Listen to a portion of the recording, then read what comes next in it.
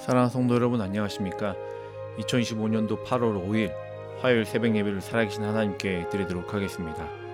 다 함께 찬송가 384장 함께 찬양하시겠습니다.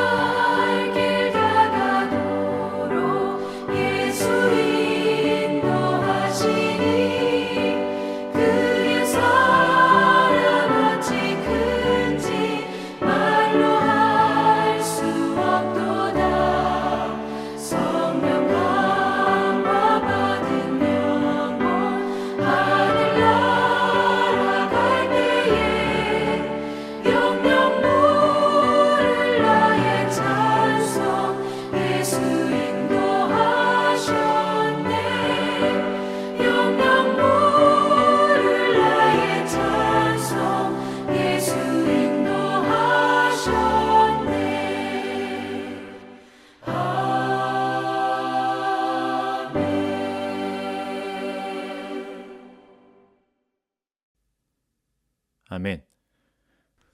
오늘 우리가 함께 나눌 말씀은 에스겔 6장 1절부터 10절까지의 말씀입니다. 여호와의 말씀이 내게 임하여 이르시되 인자야 너는 이스라엘 산을 향하여 그들에게 예언하여 이르기를 이스라엘 산들아 주 여호와의 말씀을 들으라. 주 여호와께서 산과 언덕과 시내와 골짜기를 향하여 이같이 말씀하시기를 나 곧 내가 칼이 너희에게 임하게 하여 너희 산당을 멸하리니 너희 제단들이 황폐하고 분향 제단들이 깨뜨려질 것이며 너희가 죽임을 당하여 너희 우상 앞에 엎드려지게 할 것이라. 이스라엘 자손의 시체를 그 우상 앞에 두며 너희 해골을 너희 제단 사방에 흩으리라. 내가 너희가 거주하는 모든 성읍이 사막이 되게 하여 산당을 황폐하게 하리니 이는 너희 제단이 깨어지고 황폐하며 너희 우상들이 깨어져 없어지며 너희 분향 제단들이 찍히며 너희가 만든 것이 폐하여지며 또 너희가 죽임을 당하여 엎드려지게 하여 내가 여호와인 줄을 너희가 알게 하려 함이라. 그러나 너희가 여러 나라에 흩어질 때에 내가 너희 중에서 칼을 피하여 이방인들 중에 살아남은 자가 있게 할지라. 너희 중에서 살아남은 자가 사로잡혀 이방인들 중에 있어서 나를 기억하되 그들이 음란한 마음으로 나를 떠나고 음란한 눈으로 우상을 섬겨 나를 근심하게 한 것을 기억하고 스스로 한탄하리니 이는 그 모든 가증한 일로 악을 행하였음이니라. 그때야 그들이 나를 여호와인 줄 알리라. 내가 이런 재앙을 그들에게 내리겠다 한 말이 헛되지 아니하니라. 아멘. 우리는 꿈과 같았던 코비드의 시기를 보냈었습니다. 얼마나 마음이 어려웠었습니까? 교회는 문을 닫았고 성도들의 교제는 없었고 예배의 현장을 그리워하며 또한 그것을 슬퍼하며 마음 아파했던 시기를 우리는 보냈었습니다. 그러게 우리는 온라인 예배를 드리면서도 이 아픈 마음을 가지고 주 앞에 나아가고 그러게 더욱더 힘을 쓰고 애를 써서 예배를 사모하고 준비하는 그런 시간들을 보냈었습니다. 온라인 예배가 시작되기 전에 우리는 우리의 몸을 단정히 하고 기다리며 함께 모여서 온라인으로 마음을 다하여 예배하였던 그 시간들. 그러나 그 정성들이 어찌 보면 시간이 지나면 지날수록 쇠퇴해졌고 또한 익숙해지고 편안해지는 그 시간들, 쉬워졌던 그 시간들로 말미암아 우리가 처음에 가졌던 그 갈급함과 애통의 마음으로 드렸던 시간들이 점점 시간이 지나면 지날수록 편안한 예배, 또한 쉬운 예배, 아무 때나 드려도 되는 예배로 전락해 버린 우리의 연약함과 무지함을 바라봤던 시기가 있었습니다.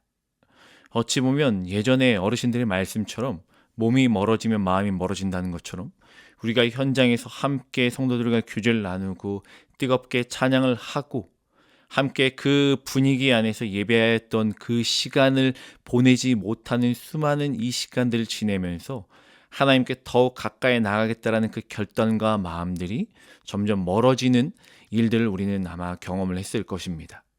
우리는 이러한 경험을 통하여 깨달았던 것이 무엇이냐면 하나님 앞에 더욱더 내가 나아가면 나아갈수록 하나님 원하시는 그 자리에 내가 나아가면 나아갈수록 하나님과 가까워짐을 우리가 느끼게 되고 우리가 더욱더 정성을 다하여 그분을 의지하고 그분을 의식하여서 하나님 앞에 살겠노라고 또한 하나님이 원하셨던 것이 무엇인지에 대해서 우리가 알고 깨닫길 바라노라고 고백하며 더욱더 하나님 중심으로 살게 된다는 사실을 우리 마음 가운데 그 시간들을 통하여 깨닫고 알게 되었었습니다. 어찌 보면 하나님께 더욱 가까이 나아가는 삶을 살수록 우리가 하나님을 사랑하고 더욱 사랑하는 마음이 날로 커진다는 그 사실, 이것이 그리스도인들의 삶이고 하나님께 이끌림 받는 사람들의 삶이고 곁눈질하지 아니하는 유일한 방법임을 우리는 그 시간들을 통해서 깨닫고 알게 되었었습니다. 오늘 우리가 함께 읽었던 본문에는요, 죄의 온상지인 산당과 우상 숭배하는 자들을 멸하시겠다고 하는 내용이 담겨져 있습니다. 그러나 심판의 내용만을 언급하셨던 것이 아니라 남은 자의 사상을 나타내심으로 공의와 정의와 사랑의 하나님을 나타내기도 합니다. 산당이라는 것은요, 바마라는 문자를 사용하면서 높은 장소라는 뜻을 가지고 있어요. 이는 이스라엘이 가나안 땅을 정복하기 전부터 존재했던 곳입니다. 하나님은 가나안 땅을 정복할 때 이 산당을 헐도록 명하셨습니다. 나중에 이 산당으로 인하여 일어날 그들의 범죄에 대해서 알고 계셨기 때문입니다. 하나님께서 이렇게 산당을 헐도록 명하셨지만 후에도 계속하여 이 산당은 존재했었습니다. 그렇다고 이 산당 자체가 굉장히 우상 숭배만 하였고 나쁜 일에만 사용되었던 것은 아닙니다. 기브온 산당에서는 하나님의 성막과 번제단이 있었고요. 그리고 선지자 사무엘도 사울도 여러 사람이 산당에서 제사를 하나님께 드렸습니다. 솔로몬 왕은 성전 건축 이전에 기브온 산당에서 1000번제를 드려 커다란 축복을 받기도 했었습니다. 그러나 솔로몬이 성전을 건축함으로 명실공히 온전한 성전의 예배가 시작이 되어서 예루살렘에서 함께 예배할 수 있는 일들이 그들에게 놓여져 있음에도 불구하고 오히려 예루살렘으로 오는 것을 번잡스럽게 여겼던 백성들이 산당의 수요를 점점 늘려가며 예루살렘으로 오지 아니하고 그곳에서 예배를 드리기 시작했습니다. 처음에는 어디서든지 마음을 다하여 하나님을 높여 예배한다는 의도는 너무 좋았지만 결국에 그 산당들이 우상숭배의 온상이 되었다는 거예요. 거리적인 문제, 또한 여러 가지 번잡한 문제, 이 모든 핑계들로 인하여서 그들은 명실공히 성전을 건축했음에도 불구하고 가까이 있었던 산당에 가서 예배를 드립니다. 그러므로 말미암아 그들이 점점 하나님과의 거리가 생기고 그들이 섬기고 싶었던 것들을 섬기게 되고 그들의 마음에 드는 것들을 거기다 하나하나 두기 시작합니다. 그리하여 히스기야나 요시야 같은 왕은요, 담대히 산당들을 헐며 그것들을 없애기도 해요. 그러나 므낫세 시대에 다시 그것들을 만들어 그곳에 우상들을 놓고 섬기기 시작합니다. 그러게 본절에서 하나님께서는요, 이런 악한 행실이 드러나고 나타나는 곳들, 또 하나님과의 거리를 멀어지게 하는 것들을 제하고자 그것들을 멸하시겠다고 말씀하시고, 또한 이곳이 우상의 온상지였기 때문에 그것을 폐하시겠다고 말씀하여 주십니다. 산당의 역할이 제대로 이루어지지 않았음에 하나님께서 우상의 온상이 되어버린 산당을 멸하시겠다고 오늘의 본문에서 말씀을 전하며 시작합니다. 1절과 3절까지 말씀해 보면요, 여호와의 말씀이 내게 임하여 이르시되 인자야 너는 이스라엘 산을 향하여 그들에게 예언하여 이르기를 이스라엘 산들아 주 여호와의 말씀을 들으라. 여호와의 말씀이 임합니다. 우상의 소굴이 된 이스라엘에 대한 심판을 말씀하시고 계세요. 여기에 보면 이스라엘의 산을 향하여 라고 말씀하여 주고 있습니다. 이것은 이스라엘 땅 전체를 말하는 것으로 모든 자들에게 이 심판의 메시지를 전하고 있는 거예요. 하나님께서 무엇을 멸하고자 하셨습니까? 너희의 산당을 멸하리니. 심판의 원인은요, 단순히 그 산당이 문제가 되는 것이 아닙니다. 바로 우상 숭배입니다. 유다는 전 지역의 산당을 짓고 우상에게 제사를 드리고 분향을 했으며 아세라와 몰렉과 일월 성신 등을 섬기며 점쟁이들을 우대했습니다. 그러므로 하나님은 전쟁을 통하여 유다의 죄악을 심판하시고 정화하시겠다고 선언하며 그들에게 말하여 주고 있습니다. 이스라엘 백성들은요, 선택된 백성으로서의 정체성을 완전히 잃어버렸습니다. 본래 이스라엘 족속은요, 하나님과 아브라함 사이의 언약으로 인하여서 탄생한 하나님의 백성으로 이방 민족들과 구별되고 거룩함을 유지해야 되는 사람들입니다. 특별히 출애굽 후 시내산에서 율법과 아울러 예배 형식과 제사 제도 및 성막의 모형 등을 전수받으며 더욱더 구별된 삶을 요구받았던 사람들입니다. 이스라엘 백성들은요, 중앙 성소를 중심으로 하나님만을 섬기고 예배하고 올바른 삶을 유지해야만 했습니다. 그러나 이스라엘 족속들은요, 가나안 원주민들의 영향을 받아 산당에서 각종 우상을 섬기는 악행을 저질렀습니다. 그들은 우상을 숭배하지 말라고 경고한 선지자들의 끊임없는 외침에도 아랑곳하지 않고 계속하여 더욱 극성스럽게 우상 숭배를 자행했어요. 그러한 사실은 유다 백성이 언약을 완전히 망각하고 하나님을 멀리 떠났음을 단적으로 증명하며 보여주고 있는 거예요. 그러므로 유다 백성은 언약을 파기한 대가로 언약적 저주를 담당할 수밖에 없었습니다. 하나님은 심판을 통하여 언약의 신실함을 보여줘요. 7절 말씀 함께 보겠습니다. 또 너희가 죽임을 당하여 엎드려 지게 하여 내가 여호와인 줄을 너희가 알게 하려 함이라. 하나님의 일들을 통하여 하나님의 하나님 되심을 그들에게 나타내시고 보이셨습니다. 특별히 에스겔은 하나님의 심판의 목적이 하나님을 드러내시고 계시하고 있음을 분명히 언급해요. 이러한 사실은 하나님께서 언약을 잊지 아니하시고 언제나 지켜나가시는 분이라는 것을 말하여 주고 있습니다. 온 우주의 창조주이시자 통치자이신 하나님은 조금도 불이나 흠이나 편협함 없으신 거룩하고 공의로운 분이심을 심판을 통해서 역설적으로 언약의 지속성을 보여주고 있습니다.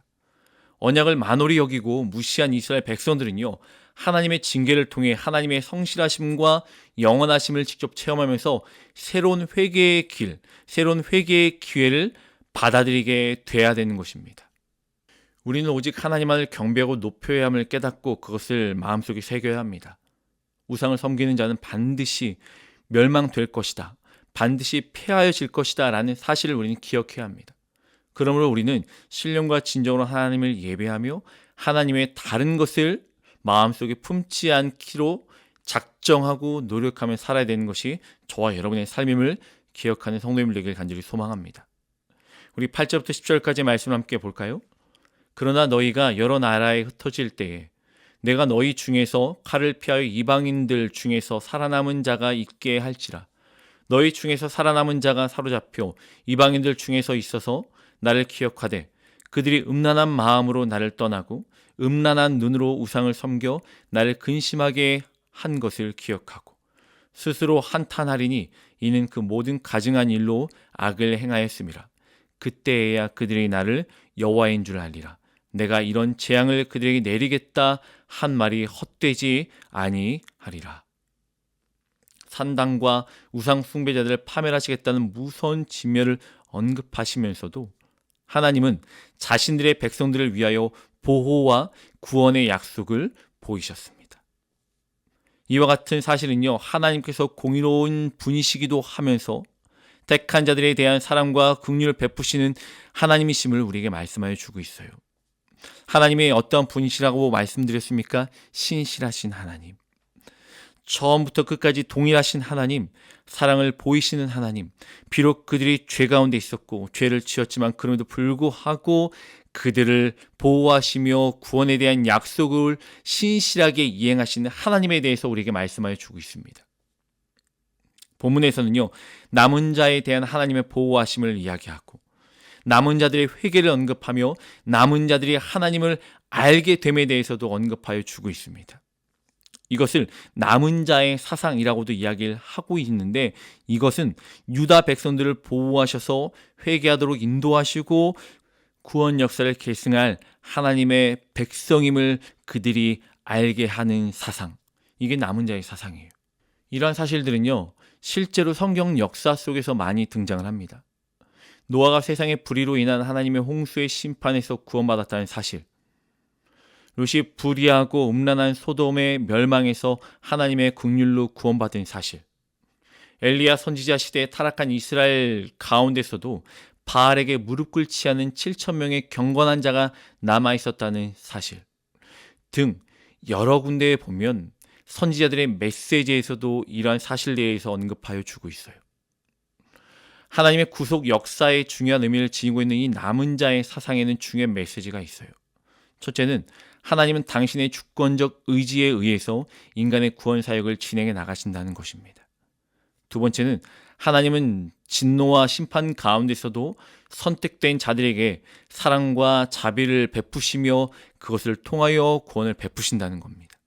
세 번째는 타락한 세상 가운데서도 하나님의 구속적 계획은 정확히 성취되어 나간다는 사실입니다. 마지막으로 하나님은 남은 자들을 통해 구속을 완성시키신다는 사실입니다.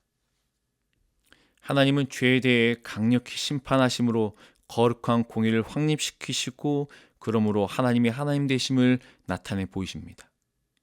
그리고 또한 그뿐만이 아니라 그렇게 정의와 공의를 강력한 심판을 나타내 보이시면서도 하나님이 사랑하는 백성들을 보호하시고 지키시며 그들의 하나님의 주권 아래 이끌어내어 주시는 하나님의 크신 은혜와 사랑도 우리에게 보여주고 계십니다. 사랑하는 성도 여러분, 성도는 순결하고 거룩하게 생활하기에 힘쓰고 애써야 하며 자신의 죄에 대하여 겸손하게 자복하는 삶을 살아야 하고 주어진 상황 속에서도 우리의 삶 가운데 역사하시고 일하시는 하나님을 기대하며 혹여나 그리 아니하실지라도 그럼에도 불구하고 기쁘게 모든 것들을 받아들이며 하나님께 더 한 걸음 더 나아가기에 편안함과 익숙함으로 하나님께 대한 마음이 소홀해지지 않도록 더욱더 힘쓰며 한 걸음 더 나아가 하나님 앞에 서 있기를 소망하며 애쓰는 우리 사랑하는 성도님을 되시길 주님의 이름으로 간절히 축원합니다. 함께 기도하겠습니다. 우리 너무너무 사랑하신 하나님 감사합니다. 죄를 멸하시며 심판하시고 하나님의 공의를 베푸시는 하나님, 그때그때마다 하나님 우리에게 그 죄가 무엇인지 말씀하시고 다시 한번 마음을 돌이켜 주님께 돌아올 수 있는 그 길도 우리에게 언급하여 주심을 너무너무 감사합니다. 하나님, 주의 그 음성을 듣고 우리가 더욱더 하나님 앞에 살아가기에 또한 그로 말미암아 하나님의 주권적인 역사하심에 우리의 삶을 온전히 내어드리며 이끌어 가시는 대로 이끌려가게 힘쓰는 그리스도인 될 수 있도록 인도하여 주시옵소서.